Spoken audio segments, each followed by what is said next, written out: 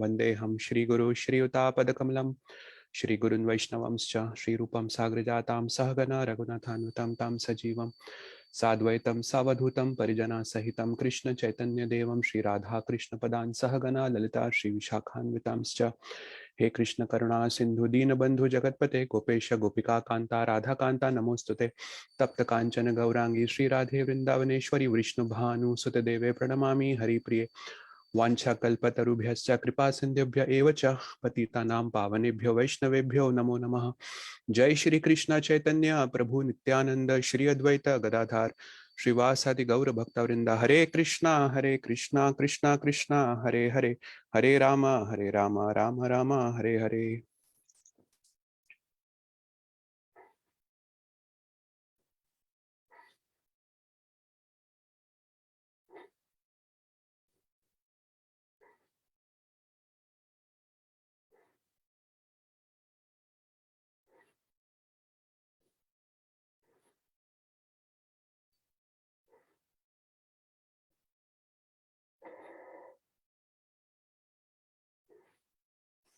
Hare Krishna. So we are going to start from the 10th chapter, 6th verse today. We covered until verse 5.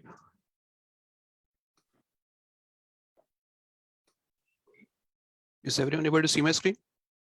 Yes. Okay. Can you repeat after me? Let's recite this verse.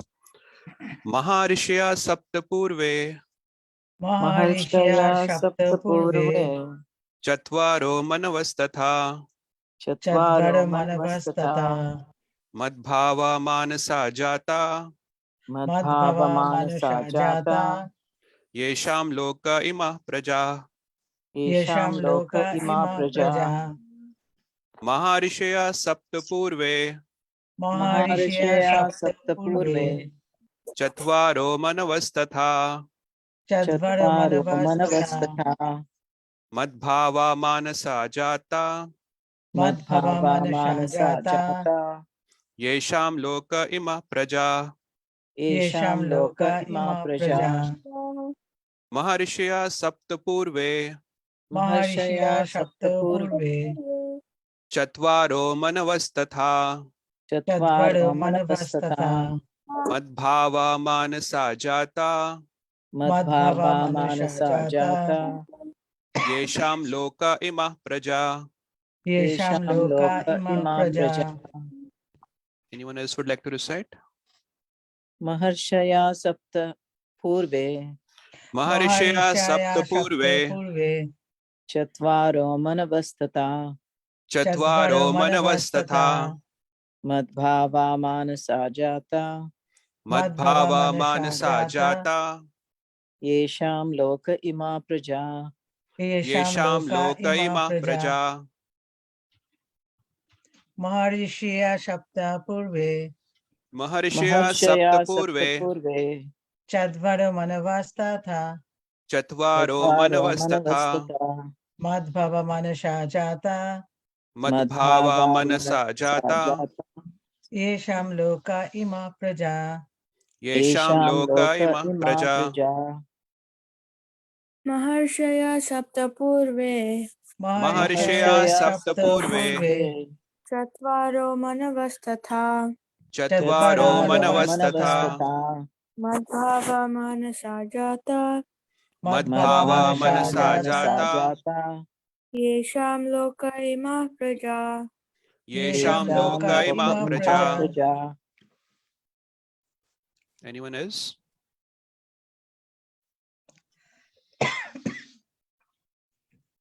Okay, let's recite the synonyms. Maharishya, Maharishya, the great sages. the great sages. Sapta, Sapta, Sapta 7. seven. Purve, Purve, purve before. before. Chatvara, Chadvara, chatvara 4. four. Manava, Manava, manus. Manus, Tatha, Tatha, tata also. also. Madbhava, Madhava, born of me. born of me. Manasa, Manasa Manasha, from the mind. from the mind. Jata, Jata, born. born. Yesham, Esham, of them. of them. Loke, Loke, in the world. in the world. Ima, Ima, all this. all this. Praja, Praja, population. population. Translation and purport by His Divine Grace A.C. Bhaktivedanta Swami Srila Prabhupada. The 7 great sages and before them the 4 other great sages and the Manus, progenitors of mankind, come from me, born from my mind, and all the living beings populating the various planets descend from them. Purport: the Lord is giving a genealogical synopsis of the universal population. Brahma is the original creature born out of the energy of the Supreme Lord, who is known as Hiranyagarbha. And from Brahma, all the 7 great sages, and before them 4 other great sages named Sanaka, Sananda, Sanatana, and Sanat Kumar, and the 14 Manus are manifested. All these 25 great sages are known as the patriarchs of the living entities all over the universe. There are innumerable universes and innumerable planets within each universe, and each planet is full of population of different varieties. All of them are born of these 25 patriarchs. Brahma underwent penance for 1000 years of the demigods before he realized by the grace of Krishna how to create. Then from Brahma came Sanaka, Sananda, Sanatana, and Sanat Kumar, then Rudra, and then the 7 sages. And in this way, all the Brahmanas, and Kshatriyas are born out of the energy of the Supreme Personality of Godhead. Brahma is known as Pitama, the grandfather, and Krishna is known as Prapitama, the father of the grandfather. That is stated in the 11th chapter of the Bhagavad Gita, 11.39. Namo Vishnu Padaya Krishna Pristhaya Bhutale Shrimate Bhakti Vedanta Swaminiti Namine. Namaste Saraswati Devi Gauravani Pracharine Nirvishesh Shunyavadi Paschatya Deshatarine. Read the translation one more time. The 7 great sages and before them the 4 other great sages and the Manus, progenitors of mankind, come from me, born from my mind, and all the living beings populating the various planets descend from them. So this is the 6th verse of the Gita, and 10th chapter started with an excellent note. Now this 10th chapter actually has 4 parts, and we are in the first part of the 10th chapter. So in the first part, Krishna talks about that how nobody can actually understand Krishna. But if someone can understand Krishna, there is going to be a glorious result. That is the first section. And the second section is where the Chaturshloki Bhagavad Gita comes, the 4 very important verses of the Bhagavad Gita, where Krishna talks about, the essence of those 4 verses is that the only way to understand Krishna is devotional service. The third section is where Arjuna offers excellent prayers, heartfelt prayers to Krishna. And then he makes a request to Krishna. He says, Keshu Keshu cha bhaveshu chintyosi Bhagavan. I don't know how to know. How can I see you in the material manifestations? That is the request that Arjuna makes to Krishna. And the 4th section, the rest of the section, which starts from the 19th verse of the 10th chapter up until 42nd verse, Krishna talks about his glories. So the name of the chapter is itself Vibhuti Yoga. So he talks about his own vibhutis in this. Now, if you look at it, the 10th chapter is very significant. Of course, all the chapters are, they have their own importance. But in the 10th chapter, what's happening is, so what has Krishna done so far is, in the 7th chapter, Krishna had talked about that how he is the source of this material world. And also he is the essence of this material, of the entire, creation, Rasoham Apsakanteya Prabhashmisha Shizuryo, all those verses he had spoken that how he is the essence of the creation and everything that exists, he is the essence. Then in the 9th chapter, he talked about that he is the most worthy destination. So he talks about various destinations, the different objects of worship. He talks about 4 or 5 different objects of worship. And then he establishes himself as the most worthy object of worship and most worthy destination. And of course, he also establishes Bhakti Yoga as the most what is it called, easiest, fastest, and the safest way of worshipping Krishna. That is the 9th chapter. The 10th chapter is significant because Krishna does mention, so how is the essence is described in the 7th chapter. In the 10th chapter, he will establish how is the source of this creation, how is the maintainer of this, sustainer of this creation, and how he is also the best of this creation. And not just that, he also talks about that how he is in one sense is the basis of all creation. Without him nothing can exist. Yachapi sarva bhutana bijam tadaham arjuna natarasti vinayasyan maya bhutam characharam. That's how he will say in the 39th verse of the 10th chapter. And in the he also talks about that he will describe his own glories, first of all, his own vibhutis.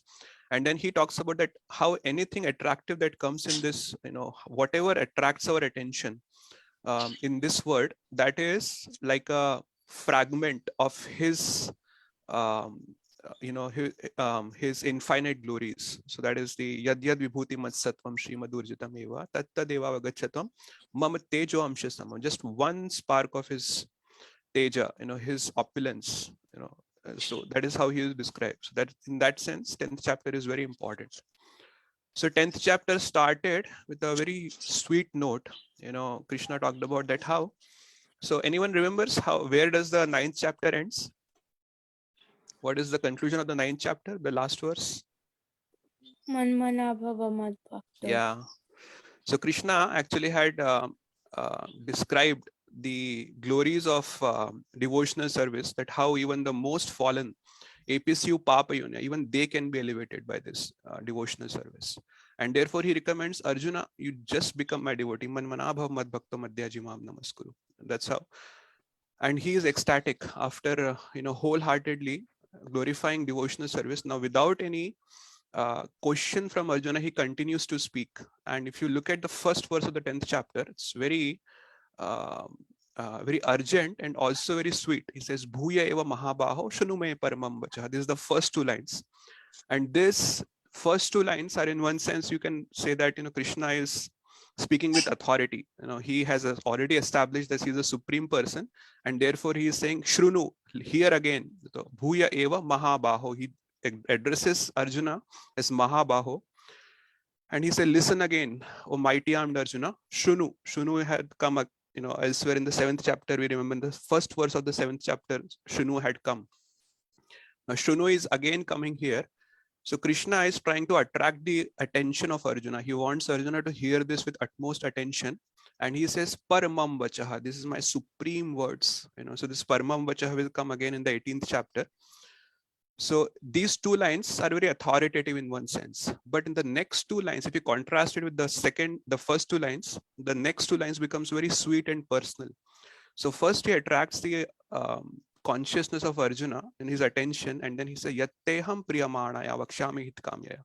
Now I'm speaking this because I love you so much. You're very dear to me. Yatteham priyamanaya. And I'm speaking this Vakshami hit kamya, for your benefit I'm speaking this. So hear this very carefully. And after attracting Arjuna's attention like this, then he starts speaking about his own glories, that how it's very difficult to understand him. Name vidu surgana prabhavam na maharshaya aham adir hi devana maharshinam cha sarvasha. So this verse, the second verse of the 10th chapter, is what Krishna elaborates in the 6th verse of the 10th chapter.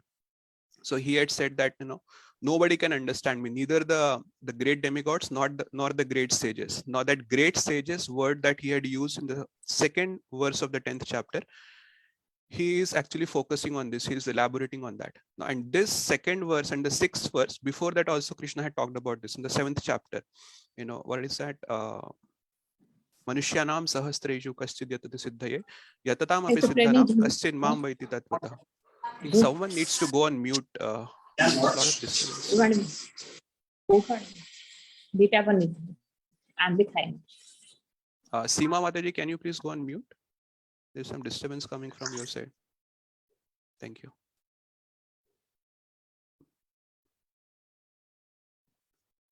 Okay. So 7th chapter also, Krishna had talked about that how, out of many thousands of men, only one can endeavor to, progress on the path of a spiritual elevation, and out of those thousands only one can actually understand Krishna tattvataha, in a sense, in factually understand Krishna. So Krishna is building on that now. So what does it mean, and then he had also talked about in the third verse, Yomam ajamanadim cha vitti loka maheshwaram asammudha samarteshu sarva papai pramuchyate. Now, although it is very difficult to understand Krishna, but if someone can really understand Krishna, there will be a glorious result. And what is that glorious result? He says, asammudha samartyeshu sarva papai pramuchyate. So martyeshu means people who are subject to death. So we all are in that sense, we all have a death sentence written on our heads. Sooner or later, we all are going to die. Martyeshu, we are all subject to death. But one who can understand Krishna as Ajam Anadim and Vetti Loka Maheshwaram, as the great Maheshwara, great controller of all the planetary systems. He is, Asammudha means who undiluted. He can be sarva papai pramachyate. He can be absolved or of all the sins. So we are in this material world because at some point we might have committed certain sinful activities, and now because of the reactions of those sinful activities, we have to be in the material world. And Krishna is saying that actually, if you can understand me like this, you will be absolved of all the sins. So then what will happen is we'll eventually be able to go beyond this material world. So, and then not only that, he says that in the next verse, he will say that, our sinful mentality will also be, cleansed. So when we say impurities, impurity at one level means that, we have committed certain sinful activities, and now we are here because we have to bear the reactions of those sinful activities, but at another level, the impurity at its the highest level, it means that we have a sinning mentality, sinful mentality. So if that sinful mentality can be cleansed, we do not have any sinful desires, then it will be more easier, then we'll not commit any sinful activities. So Krishna will say later in the next verse, in the 7th verse, he will say that there's been, so vikalpena yogena, he says that there is no other alternative left. If you can understand me like this, there will be no other alternative left for you. So you will be just helplessly performing my devotional service. That's how he mentions. And then in the next two verses 4 and 5, he talks about certain qualities: buddhir, jnanam, asammoha, kshama, satyam, damha, shama. So in that sense, what is happening here is Krishna is saying that, we at time we want to kindle certain good qualities. And he said that even all these qualities are coming from me. The source of everything is Krishna. He'll say that very, in absolute sense, he says, aham sarvasya prabha, I am the source of everything. Everything that we see, Krishna is the source. So all the good qualities are also coming from Krishna. And even if we have these qualities, still we won't be able to understand Krishna. And then now, in the 6th verse, he is talking about that how these the 7 Maharishis. So anyone remembers the names? Excuse me. Of the 7 Maharishis, the Saptarishis. Who are the Saptarishis? I remember some Vasishtha and Arundhati. Yep.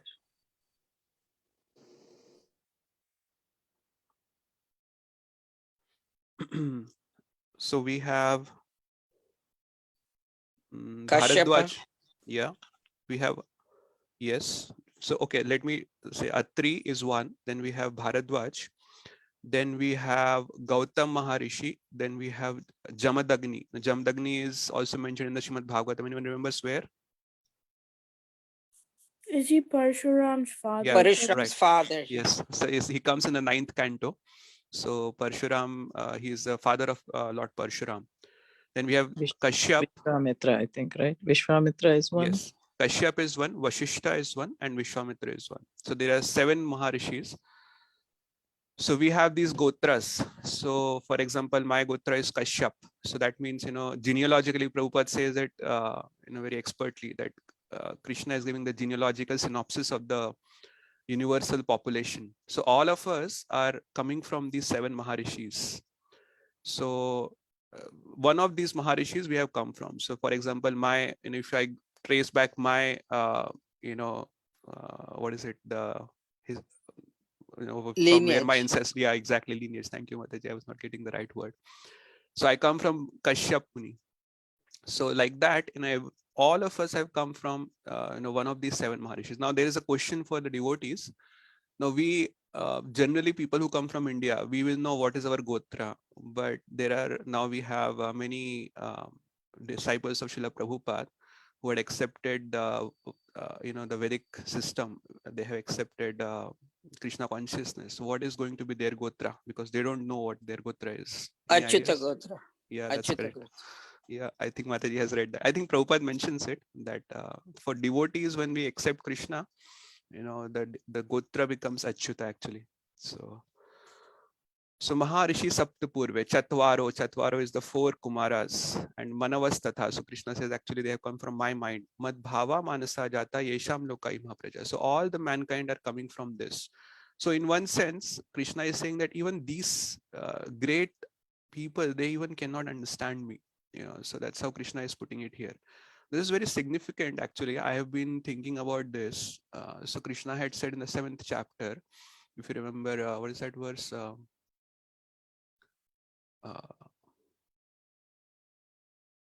Anyway, in the 9th chapter, he says, Avajananti ma mudha manushim tanumashita, the fools and rascals, they deride me because they don't understand me, they don't know my supreme position. That's how he had put in the 9.11.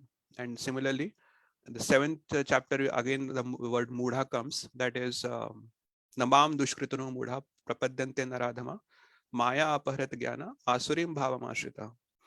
So, okay, we can understand that actually the mudhas, the rascals, they cannot understand Krishna. But here, even the great sages and the demigods, they also cannot understand Krishna. It's so significant actually. Now, we may think that these are intelligent people. They know the Vedas. Now, there are many different rishis. Now, we know that not all of them are actually devotees. So even for them, Krishna is very difficult to understand. So we see even in Bhagavatam, we have the story of Lord Brahma. So Brahma Vimohan Lila is there, where Lord Brahma could not understand that this boy is actually none other than Supreme Lord Krishna. And same happens with Indra. Now, Indra also, we have the full pastime of Govardhan, where Indra tries to destroy the Vrindavan Vasis. He couldn't understand this is a Supreme Lord who is manifested over here. So the demigods, in one sense, they are like the martial heads. They are, they have the most martial power. Nobody can actually beat them in martial power. And even Lord Brahma is considered to be the best of the Brahmanas. Who can know more than Lord Brahma? But if they cannot understand, so the Brahmanas cannot understand Krishna. The Kshatriyas cannot understand. They are the most powerful. The Brahmanas are powerful in sense of they have the most knowledge. And the demigods, they are powerful in the sense that they have the most martial power. If they cannot understand Krishna, so what is the scope for us? What is the hope for us? So actually the hope for us is devotional service. So that is what is going to come later in the Bhagavad Gita, in the same chapter, of course, the 10th chapter, how by Krishna himself gives Tadami Buddhi Yogam Tam Yena Mamopayanti te. So I just pause here for a minute and see if there are any questions or comments, and then we'll see if we can cover the next verse. Any comments, questions, corrections, realizations?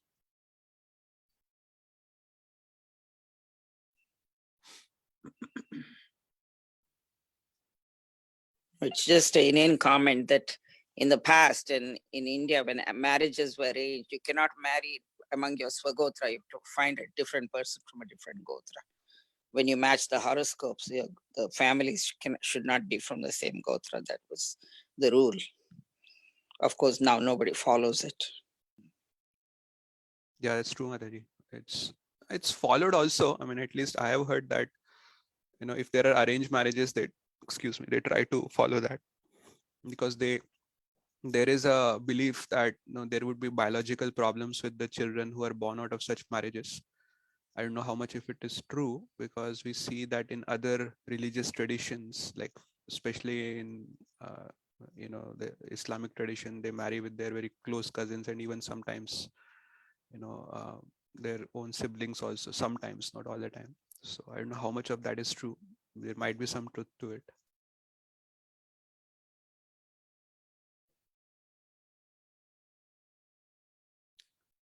Any other questions, comments?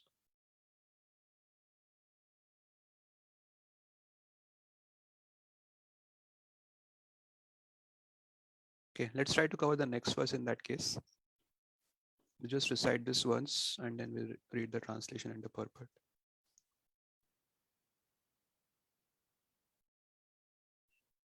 This is in continuation with the previous verse. Let's recite this. You can repeat after me. Etam vibhutim yogam cha Etam Etam vibhutim yogam cha mam yo veti tattvataha mama yo veti tattvataha so vikalpena yogena so vikalpena yogena yujyate natra samshayah. yujyate natra samshaya. Translation: one who is factually convinced of this opulence and mystic power of mind engages in unalloyed devotional service. Of this, there is no doubt. Purport: the highest summit of spiritual perfection is knowledge of the Supreme Personality of Godhead. It's a very important point that Srila Prabhupada is making. The highest summit of spiritual perfection is knowledge of the Supreme Personality of Godhead. Unless one is firmly convinced of the different opulences of the Supreme Lord, he cannot engage in devotional service. Generally, people know that God is great, but they do not know in detail how God is great. Here are the details. If one knows factually how God is great, then naturally he becomes a surrendered soul and engages himself in the devotional service of the Lord. When one factually knows the opulences of the Supreme, there is no alternative but to surrender to him. This factual knowledge can be known from the description in Srimad Bhagavatam and Bhagavad Gita and similar literatures. In the administration of this universe, there are many demigods distributed throughout the planetary system, and the chief of them are Brahma, Lord Shiva, and the four great Kumaras and the other patriarchs. There are many forefathers of the population of the universe, and all of them are born of the Supreme Lord Krishna. The Supreme Personality of Godhead Krishna is the original forefather of all forefathers. These are some of the opulences of the Supreme Lord. When one is firmly convinced of them, he accepts Krishna with great faith and without any doubt, and he engages in devotional service. Of all this particular knowledge is required in order to increase one's interest in the loving devotional service of the Lord. One should not neglect to understand fully how great Krishna is, for by knowing the greatness of Krishna, one will be able to fix in sincere devotional service. So again, translation: one who is factually convinced of this opulence and mystic power of mind engages in unalloyed devotional service. Of this, there is no doubt. So Krishna is saying that actually one who can understand this tattvataha, one who can factually understand this, philosophically, factually, who can really understand this, he will have no other alternative left. He will just helplessly be attracted to devotional service to Krishna. He will just surrender to Krishna, and he will render devotional service. Now, this is actually, in one sense, we can understand that how this is a very powerful statement to make. That if you really know me, you will not be able to do anything because there is no other alternative left for you. Right now we think at least that we have so many alternatives. But Krishna is saying that if you really factually understand my opulences, my greatness, then you won't have any other alternative left. So we have like a menu card. Okay, I want to do this, do this, do this, do this. But Krishna is saying that all those other menu items on the menu card will become secondary, and Krishna will become the primary item on the menu card. Now this is so unfortunate that there are many people in the world today, on whose menu card Krishna is not even an option. So because the problem is either they don't know about Krishna, or they don't even if they know, they have heard about him, they don't really understand who is Krishna and what is the meaning of what is his position, and how much.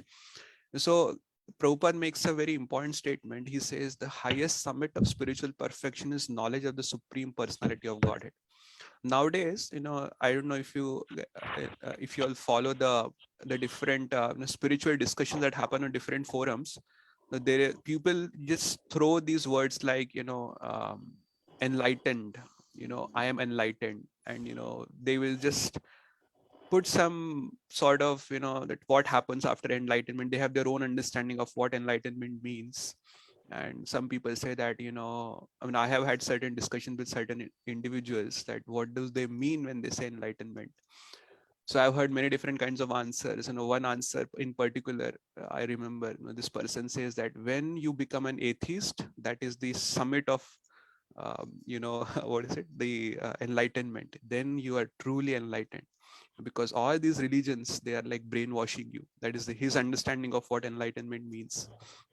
Then there are other people who think that, if you are enlightened, then you will be very selfless and you will help others. And of course, that is one level of enlightenment, that, you become selfless. Krishna also says that in the 12th chapter, that that is the lowest rung, in devotional service, and if you can really become selfless, then you can rise to the highest platform also.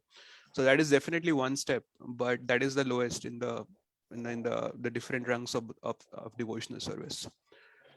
But Prabhupada is saying that what is the highest? Now we can say, okay, there are different levels of enlightenment. The highest level of enlightenment is when we can understand, we have perfect spiritual knowledge about the Supreme Personality of Godhead. Prabhupada says, unless one is firmly convinced of the different opulences of the Supreme Lord, he cannot engage in devotional service. It's in one sense, it is very important to have knowledge about Krishna. Sometimes we say that, devotional service is not dependent on Gyan and Vairagya. And that is true, but that Gyan actually refers to the Gyan Yoga Gyan, the Gyan of Brahman and, the impersonal Gyan. But to actually kindle our devotion, we need to have knowledge about Krishna, Krishna as the person, how he is great. At the same time, he is very sweet. He's sweet in the sense that in the 9th chapter, he talks about how much he loves us. He pours out his heart that, samoham sarubhuteshu nastima. He says that actually I am equal to everyone, but one who renders devotional service to me, I am a friend to them. They are in me and I am in them. That's how he puts, so he pours out his heart, and then he says, Mam hi partha vyapashritya epis yu papayonya striyo vaishyas tatha shudras tepi yanti param gatim. Even if a person is highly sinful, they are born in papa yoni, still if they perform devotional service, they can achieve the highest destination. So that is the glory of, that's how Krishna is revealing his, his sentiments, how much he loves his devotees. He loves everyone actually, but he loves his devotees more. How can we know that he loves everyone? Because he is present in the hearts of all living entities. If unless, Krishna really loves us, why would he become Paramatma and be situated in the hearts of all living entities? He doesn't discriminate in that sense. And he never said in the Bhagavad Gita that if a person becomes really sinful, really degraded, then I go out from their heart, his heart becomes really polluted, I cannot stay in his heart. He never says that actually. So he's very merciful, he's very loving, he's a very lovable person. And when we are convinced factually of this, about how much Krishna loves us, and we can say how great he is. At the same time, we can say sometimes people who are great, they become very arrogant, and they don't care about anyone else. I'm so great. But Krishna is not like that. He is the greatest, and he is the basis of all the great. He's the origin and the basis of all the other great people in this creation. But still, he's not arrogant. He's very lovable. He's a very loving person, and we can see his pastimes, that how loving he is. In the Srimad Bhagavatam, that's how Prabhupada also mentions that knowledge can be known from the descriptions in Srimad Bhagavatam and Bhagavad Gita and similar literatures. So once we are factually convinced, tattvataha, this word tattvataha comes again very famously in which verse? Anyone remembers? Where does this verse tattvataha comes previously? Janma karma cha me divyam, right? Janma karma cha me devyam evam yo vetti tattvataha. Krishna says, one who can know the nature of my activities and my appearance, tattvataha, factually, philosophically, in truth, taktva deham punarjanma naiti mameti. So Arjuna, after leaving this body, they will not have to remain in this material world. They will come back to me. So it's a very strong statement to make. How would this happen? This would happen because once we actually factually understand Krishna, his activities and the nature of his activities and nature of his appearance, then there will be no other alternative left for us. We will automatically perform devotional service to Krishna, and by the dint of our devotional service, we will automatically return back to Krishna. So that is like the import of this verse. It's a very strong verse in one sense. I've never seen, and this is one of the verses you will not find any other equivalent. So vikalpena yogena yujyate natra samshaya. So vikalpa is alternative, and after knowing Krishna tattvataha, we will not have any other alternative. So very, very important verse in the Gita. So I know we have exceeded the time. So are there any other But I have a big question. Yes, Mataji, please go ahead. So You have to ask the question and then you have to answer it also for us. I might read something Srila Prabhupada gave in a lecture. But so really, at least I am doing like minimal devotional service. That means we really have not understood. We think we know Krishna, we think we understand Krishna, but we really must not understand him in full if we are still interested in material, interests. You know what I'm saying? So what do you So mean? What do you mean that you are doing very less devotional service? Like, what is the what do you mean by less? Can you explain it a little bit?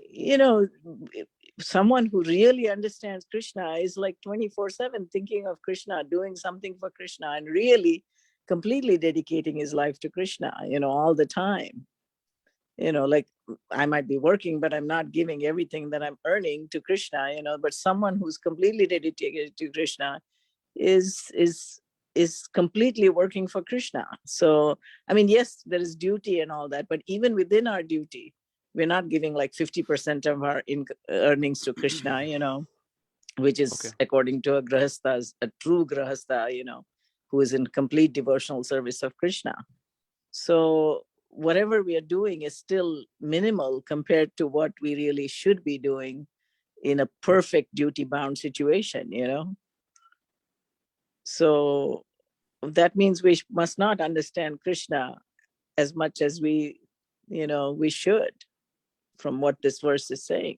Because if Definitely. you fully understand Krishna, then your only goal would be like just completely wanting to go back home and not wanting anything in this material world, or material activities.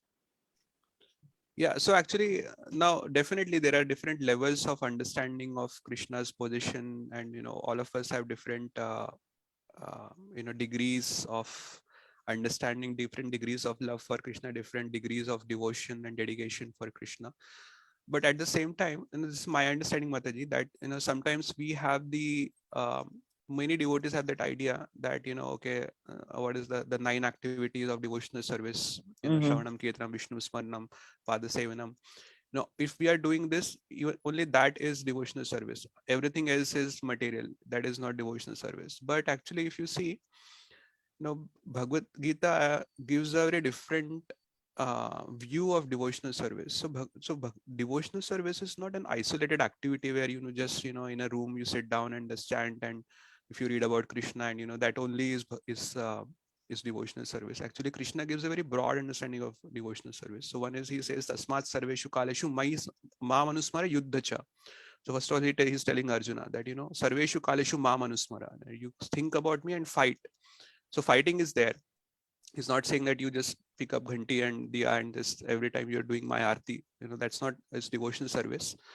And also later in the 18th chapter also, when he talks about the varnashram, where he talks about the different duties of the different varnas, there also he says that actually what is it, the verse that comes in the 18th chapter, and after describing all the duties, he says that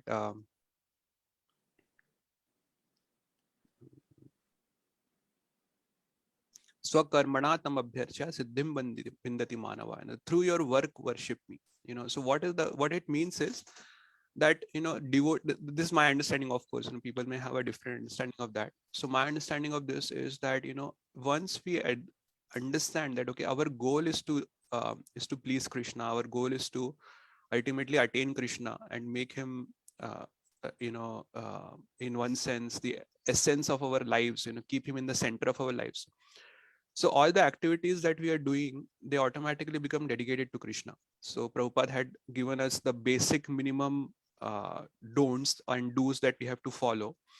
So we know that we don't have to indulge in the 4 the 4 regulative activities. We have the regulative principles: no meat eating, no intoxication, no gambling, and no illicit sex. That is one.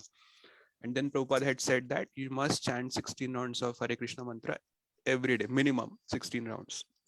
Besides that, he had said that you have to read the scriptures, and so now he didn't say that, so there are many letters of Srila Prabhupada. One letter I was reading day before yesterday, where Prabhupada says that you think that your job is material and therefore you want to give it up, but it is not material. He says that, because the whatever, first of all, you have been put in a certain circumstance by Krishna's will. And then whatever, even if we are not using the 100% of that in Krishna's service, but we are using a part of that in Krishna's service. And of course, Krishna doesn't expect us to use 100%, because we also need something for our own maintenance, something for our family's maintenance. But the point is that, all the activities that we perform in this world, if in the mind we have dedicated ourselves to Krishna, we have devoted ourselves to Krishna, then all our activities eventually, they become like a worship to Krishna. So that is also the meaning of this verse that I was talking about in the 18th chapter, Swakarmana tam abhyarcha siddhim vindati manava. So, but again, there are different degrees of devotion, certain that people may have, different degrees of surrender to Krishna. And therefore, Krishna also says, "Ye yatha mam prapadyante tam sathaiva bhajamyaham," that to the extent you surrender into me, accordingly I reciprocate also. So that is also there, and that gradually that purification also will happen. So we'll understand more and more. So all we have to do is just stay in this path, and all of us have different degrees of conditioning within us. And then I know, but sometimes I wonder when that gradually is going to really be real, I'm saying, increase. The only thing I was, Vallabhi Gopi sent us something really nice in the morning, japa, which Srila Prabhupada gave in a lecture, and I liked that. And that was something that I could relate to this. So this is a lecture given in New York on November 23rd, 1966. So he says, sometimes if Krishna takes special care of you, he'll do in such a way that you will have no other way than to go back. He'll take charge. If he sincerely wants Krishna, if he sees that here is a person, he wants me, but he's a foolish person. He wants me. At the same time, he wants to enjoy this material world. This is where I relate myself to. So Srila Prabhupada says, so crush this material, his material propensities, and let him be simply devoted. Yes, sometimes we see like that. So I understand Srila Prabhupada as saying that he doesn't make us too successful in our material endeavors. You know what I'm saying? That we have to turn to him. So sometimes when our material propensities, our material successes are crushed, we should consider that in a way Krishna is helping us go back, and forcing us to kind of surrender to him, or go to him for shelter, because we have no other way to go. So that's the only way I feel like I might be dragged back.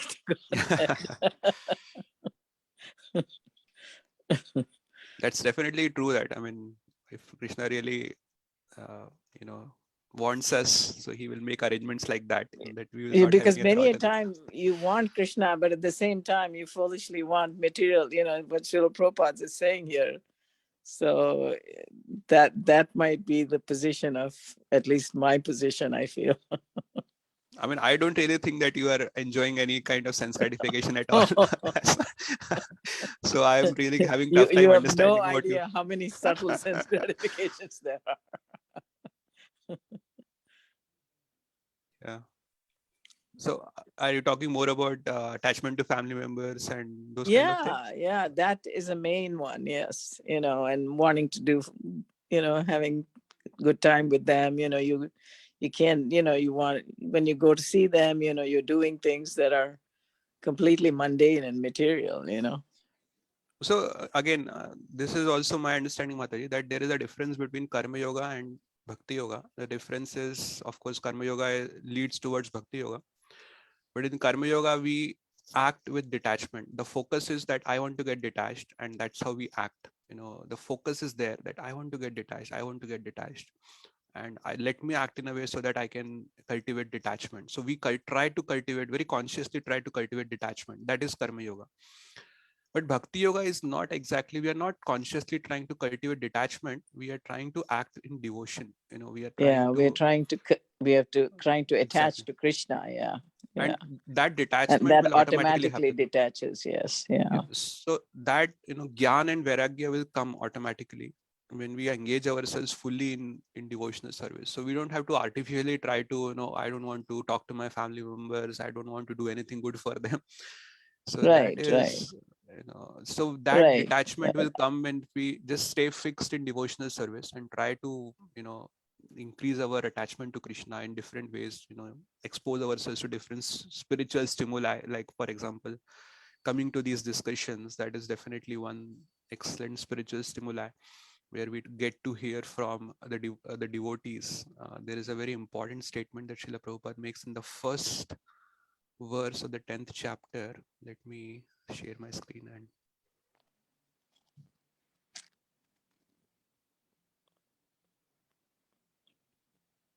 I just share this. It's very, some lines of Srila Prabhupada, we don't really read it with attention, but we have to really see how expertly Srila Prabhupada writes. Are you able to see my screen? Yeah. So this is the first verse of the 10th chapter. And look at what Srila Prabhupada says in the purport. The more one hears about the Supreme God, the more one becomes fixed in devotional service. This is one, this is, so we have to hear about Krishna. Second is, one should always hear about the Lord in the association of devotees. So this is, very, very important point. That will enhance one's devotional service. Discourses in the society of devotees can take place only among those who are really anxious to be in Krishna conscious. So just look at how carefully Prabhupada is putting his words. Discourses in the society of devotees can take place only among those who are really anxious to be in Krishna conscious. Sometimes so generally people are anxious for material sense gratification. General people, they are not very anxious to be, how many people actually anxiously want to come to temple and hear about Krishna? So Prabhupada is saying that discourses in the society of devotees can take place only among those who are really anxious.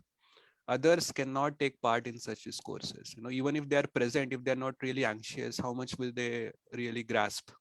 Even if they're sitting over there, their minds are wandering all over the place. They're thinking about 10,000 different things. How much can they grasp? The Lord clearly tells Arjuna that because Arjuna is very dear to him, for his benefit, such discourses are taking place. So I'm just trying to make a point that, even coming to these discussions, they are also very important for us. When we hear about Krishna in the association of devotees, that also, is a way in which we can become attached to Krishna. That is very true. Even in the last 2 years, just associating with devotees and hearing has made a big difference. Yeah, and definitely you are coming because you are anxious to hear about Krishna. Otherwise, I won't see another reason why every day at 7 p.m. you would come to Zoom. Because Ganapati Govind, the genius, is giving class. There would 10,000 other things. We have Prime Video, we have Netflix, we have so many different flicks available nowadays, HBO and whatnot. So, but 1 hour for Krishna is nothing. The rest of the day you have to understand what we're doing. But that becomes the the foundation of our devotional service. Those activities like chanting the 16 rounds, following the regulative principles, hearing whatever time we can give for hearing about Krishna, that becomes the foundation. And then on that foundation, even if we are there, indulging in worldly activities, we are not really becoming materialists by that. We have to do it. Our duty, you may say it is our duty or it is needed for our own sustenance, not even our family members, our own sustenance. So we don't want to become burden on Krishna, that okay, now Krishna will take care of me, let me just give up everything and Krishna will take care. So we don't want to do that also. Of course Krishna does take care, and we have so many devotees who have renounced the material world and they are many of us are not engaged. even We are not prepared ready. we are not ready. Exactly. Yeah, if we are not ready and we just prematurely and artificially renounce, that's going to Krishna says in the 3rd chapter that will create social disturbance. Yes. So, and will be called, what is it, pretender renunciate. Pretended So, so I mean, better for us is to engage in devotion in the material world, do our duties, and at the same time, follow at least whatever basic minimum is there, and then try to increase as much as we can.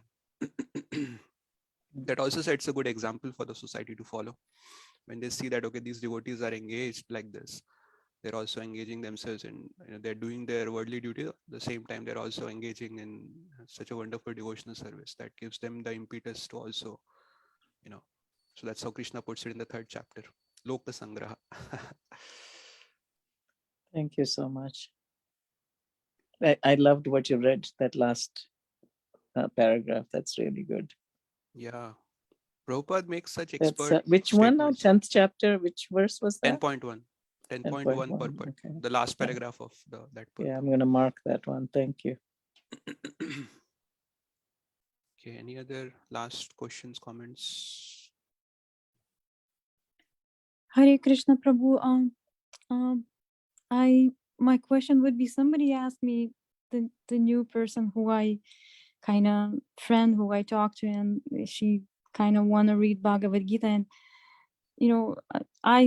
I believe everything, what I hear from acharyas and gurus and everything. And she all of a sudden asked me, is there a physical, the first Bhagavad Gita? And I where the Prabhupada translate from, and I didn't know what to answer. So my question would be like this. Okay, so Bhagavad Gita is part of Mahabharat, Mataji, and I don't know if there is an original manuscript that you're talking about, if that is available anywhere. But how do we know that this Bhagavad Gita is same that Krishna had spoken 5,000 years ago? So we see, acharyas like, so the oldest Bhagavad Gita to my knowledge that is available, and the commentary on the Gita, that is the commentary of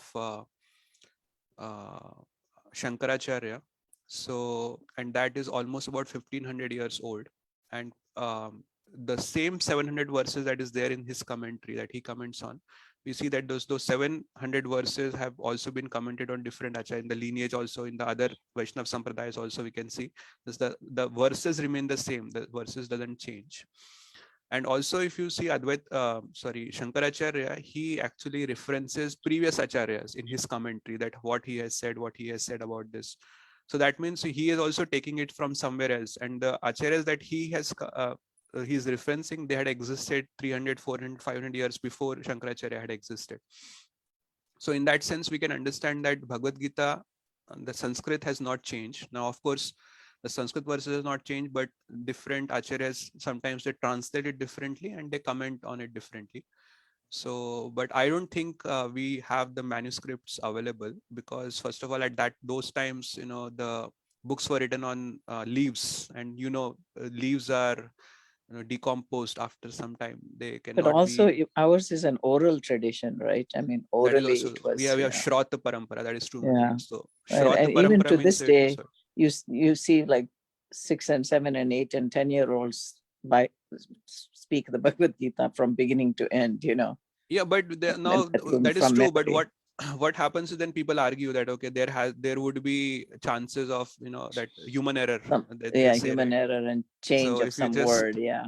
Right. If you just rely on that Shrauta Parampara, right. Just like we say the Bible is not exactly what Jesus spoke. Right. So but then we can refer to these other commentaries from acharyas who had existed 2000 years ago or even 3000 years ago. We see that the same verses that they have commented on, they have the same verses are there in what Srila Prabhupada's Bhagavad Gita as it is.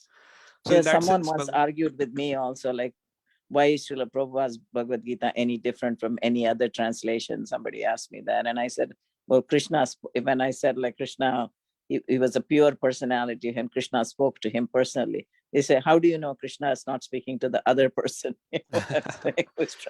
So it's like Olivia is saying, sometimes it's a little difficult to argue when someone has like no faith and is really, what would you say, contentious, with you.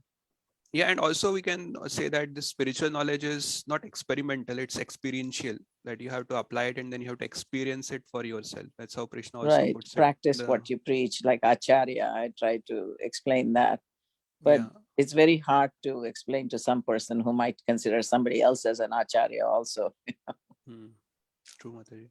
So So I don't, basically, Prabhu, you saying that the shlokas were there. It's just the purport Prabhupada wrote on his own, or Krishna was right, telling right. him. So every Acharya will write their own commentary, own purports about the different verses, but verses are the same. The Sanskrit verses Prabhupada have too not changed. consults Sridhar Swami and Vishwanath Chakravarti Thakur. He quotes the previous acharyas very profusely. And when Prabhupada used to translate at night, he had the different acharyas' commentaries and he would read all of them and then he would amalgamate. That's how he wrote his commentaries. That's, of course, Krishna himself inspired him from within and maybe even from without. But he also consulted and he quotes Sridhar Swami, he quotes Vishwanath Chakravarti Thakur, he quotes Baldev Vidyabhushan, in several places. Very true, Mataji. Even Ramanujacharya he quotes. And he particularly stressed on changing some of the incorrect translations other people had translated. And that's why he called it as it is, He tried to really translate it exactly as Krishna spoke, in the same mood and in the same, tradition, and not like some of the, other So bogus translators. right, I'm just trying to understand how to explain someone who would ask such a question. So I would explain correctly, not making a mistake. So Right. But as and Ganapati Govind said, the verses are exactly the same in all the Bhagavad Gitas, no matter who is translating it. so basically Prabhupada knew in his mind all the 700 verses. Is that correct? No, the commentaries are also available, Mataji. He said, Written right? commentaries are Yeah, also from available. Shankaracharya onwards. Yeah, you said it was written. Yeah, those are documented and available. So of course Prabhupada knows all the verses also. You can see in his lectures the depth of from where he quotes. There are certain verses that he had quoted in which devotees are still try to find from which particular scripture he had quoted that verse. So there are verses like that also. So he was like an encyclopedia, and I wouldn't be surprised if he remembered all 700 verses of the Bhagavad Gita. But even in a written form, these are available. So Bhagavad Gita comes in Mahabharata. So there are different versions of Mahabharata also available. And in all the prominent versions of Mahabharata which are available, we can see that same 700 verses are there. So this comes in the 6th Parva, Bhishma Parva of Mahabharata, chapters 25 to 42 is what Bhagavad Gita is. So we can see that in those Mahabharata also the same Sanskrit verses are there.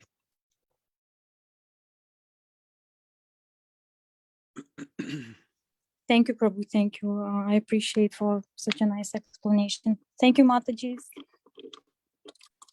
Okay, I think you can end here. Thank you. Vansha kalpatarubhyascha Sarvabhyascha kripasindhyayo cha kripasindhyayo cha patitanam patitanam pavanebhyo vaishnavebhyo namo pavanebhyo namah vaishnavebhyo ananta namo koti namah vaishnavavrind ki jai. Govind ki Srimad Bhagavad jai. Gita ki jai. Srila Srila Prabhupada ki Prabhupada jai. ki Hare jai. Krishna. Srimad Bhagavad Gita ki jai, His Grace, Ganapati Ganapati Govind Govind Prabhu Prabhu ki ki jai. jai. Hare Krishna.